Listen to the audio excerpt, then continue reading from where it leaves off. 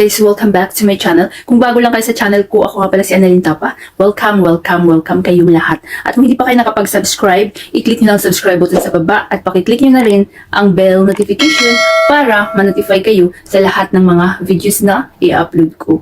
Nag-upload ako guys ng mga video tips, video tutorial, nang sa ganun ay may share ko ang kaalaman ko sa kapwa ko YouTubers, lalong-lalo na sa mga new YouTubers na nagsisimula pa lang gumawa ng kanilang channel. Hi guys, sa video na ito, i-share ko sa inyo kung paano ba gumawa ng thumbnail sa inyong mga YouTube videos. At ang gamit natin dito is CapCut. So nakagawa na rin ako guys ng tutorial na ito, pero may nag-request sa akin na gagawa ako uli.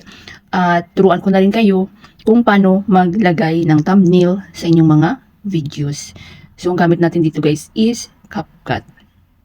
So sa hindi pa nakakaalam ng CapCut, ang CapCut guys is napakagandang apps, free lang. At mapapaganda talaga ang inyong mga videos. Pwede siya sa Android, pwede siya sa iPhone. Ang gamit ko always is Android. So pag mga Android user kayo, i-install niyo na ang CapCut sa mga Play Store. Then, i-open na natin ang CapCut. So pag na-open natin ang CapCut, meron siyang new project. So i-click natin guys ang new project.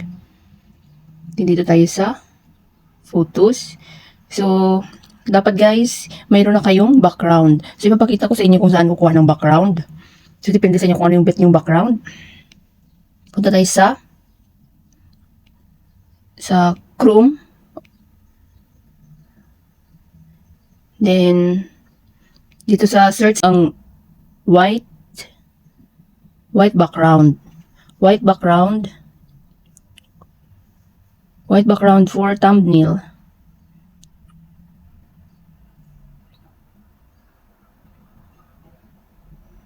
So, maraming nalabas din guys. Ayan. So, depende sa inyo kung ano yung bet nyo. Pwedeng mga colorful, yung mga red or what. So, sa akin is white yung gusto ko. So, hanap tayo dito. If ever yan. Napili natin. So, i-click nyo lang yan guys. Long press nyo. Then, download image.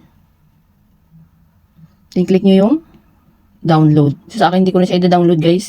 Dahil mayroon na akong na-download kanina para hindi na mag-dubli-dubli. Then, balik tayo dun sa CapCut na apps.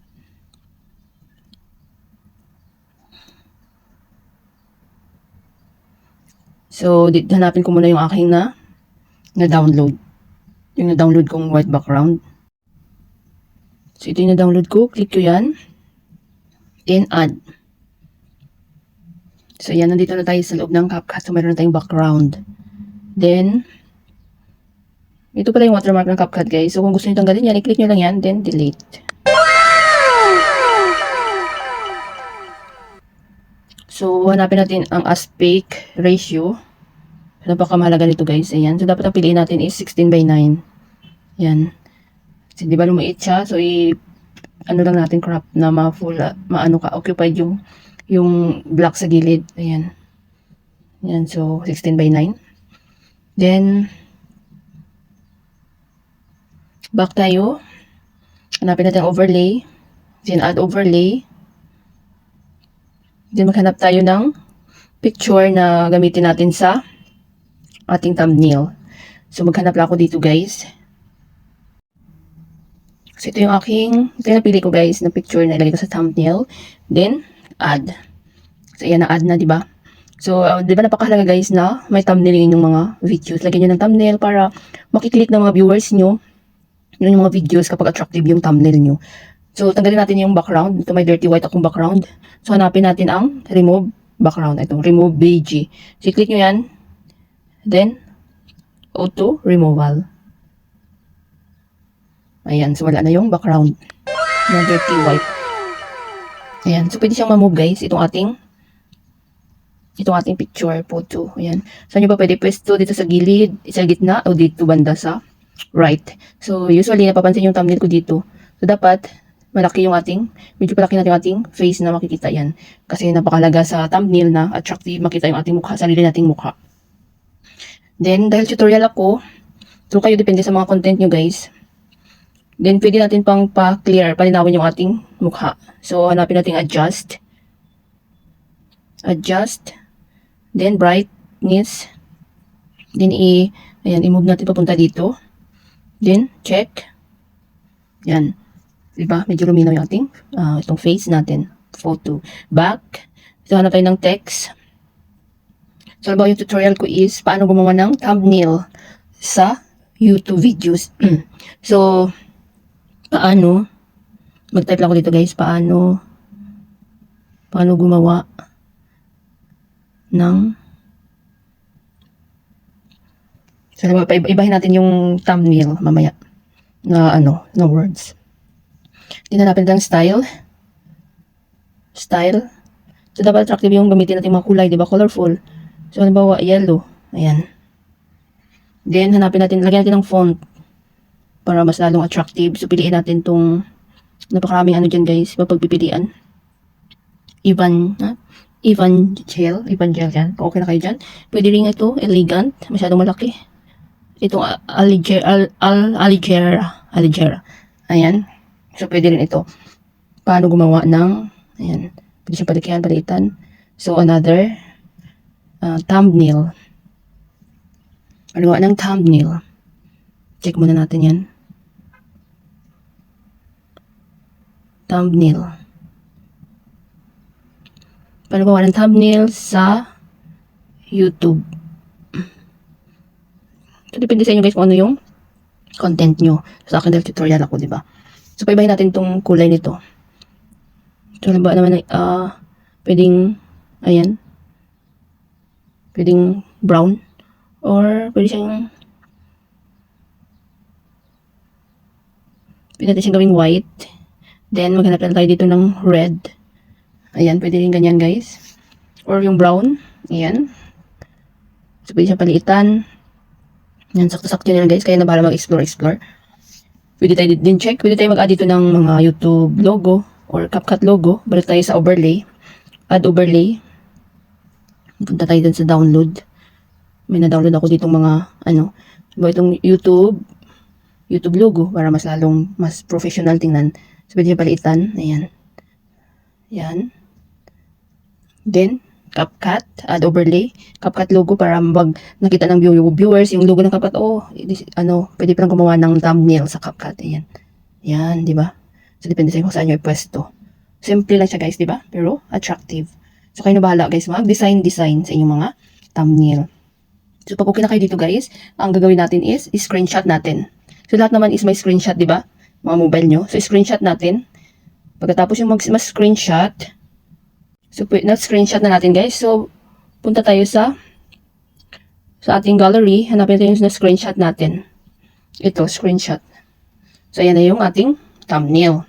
Then, i-edit natin. So, may mga edit naman. Nakita itong parang pencil. Ayan. Ayan, nakita nyo? Then, i-move nyo lang. I-edit natin guys. Ayan. Then, ayan. Diba? Then, save. Ayan, ay kinalabasan ng ating thumbnail. Then, ilagay na natin sa ating mga video.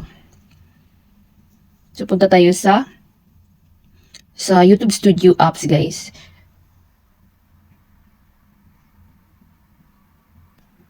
So, ito guys, ang YouTube Studio na app. So, napakahalaga nito na mayroon kayo nito sa inyong mga mobile kapag mga content creators kayo. Dahil ito is free lang at pinapagamit sa atin ni YouTube, sa ating mga content creators para mapapadali yung ating pag-edit ng mga description. Pwede na tayo maglagay dito ng mga thumbnail. So, ito yung ginagamit ko guys. So, i-click natin yan. Then, punta tayo sa content. So, dito nyo guys makikita yung mga analytics nyo, yung mga subscriber count nyo, yung mga revenue nyo kapag monetize na kayo. Andito lahat. Pwede kayo dito mag-reply ng mga comments, mag-delete ng mga comments. So, andito lahat. Pwede kayo mag-edit dito ng mga tags, title, description, at maglagay ng thumbnail. So, maghanap ako dito guys ng video na ihalimbawa ko sa inyo na hindi ko pa nalagyan ng thumbnail. So, kung napapansin nyo guys, yung aking thumbnail is pari-pariho lang yung aking gamit na background. Mas maganda guys na may brand kayo sa thumbnail. So, mas maganda na lagyan nyo ng thumbnail. So, minsan kasi guys, nagbablog ako. So, minsan hindi ko nalagyan yung thumbnail sa aking vlog. So, but yung aking main focus is tutorial. Kasi alam ko na mas gusto nyo yung aking tutorial. So, tingnan nyo ito, wala itong thumbnail. Pero, vlog ito guys. So, itong halimbawa ko sa inyo, if ever lang. So, halimbawa ito is tutorial. So, wala itong thumbnail. So, i-click nyo yan. Then, ito yung bakasyon kami guys sa Nepal ng aking family. So, ito nakita nyo pencil, parang pencil. Then, i-click nyo ito uli, yung pencil. Ayan. Then, dito tayo sa baba. Nakikita nyo, custom, thumbnail. Ayan. So, dito na tayo sa gallery, sa images. So, nakita nyo guys itong ginawa natin. I-click nyo yan. Yan. Edit thumbnail. Then, i-done nyo guys. Ayan, done. So, sa akin, hindi ko na siya i-done guys kasi hindi naman about sa tutorial yung aking content na ito about sa vlog. So, pag sa inyo, i-done nyo, din automatic na yan na masisave sa inyong mga videos. So, yung mga ano pala guys, yung inyong mga lumang video, pwede nyo pa yan lagyan ng thumbnail. Gagawa kayo ng mga thumbnail, maging creative kayo guys, at matyaga sa paggawa ng thumbnail. So, napakaganda ng apps na ito kasi pwede tayo gumawa ng thumbnail at dito na rin tayo maglagay sa itong YouTube Studio. So, mas maganda pag may thumbnail yung inyong mga videos. Ayan, so automatic na yan guys na masisave sa inyong mga videos. Kahit yung lumang thumbnail, so lagyan nyo kahit yung lumang yung video, lagyan nyo na ng thumbnail guys para attractive at makiklik ng inyong mga viewers. Kasi napakaraming mga kompetensya na tayo dito kapag walang thumbnail yung mga videos, so hindi siya attractive.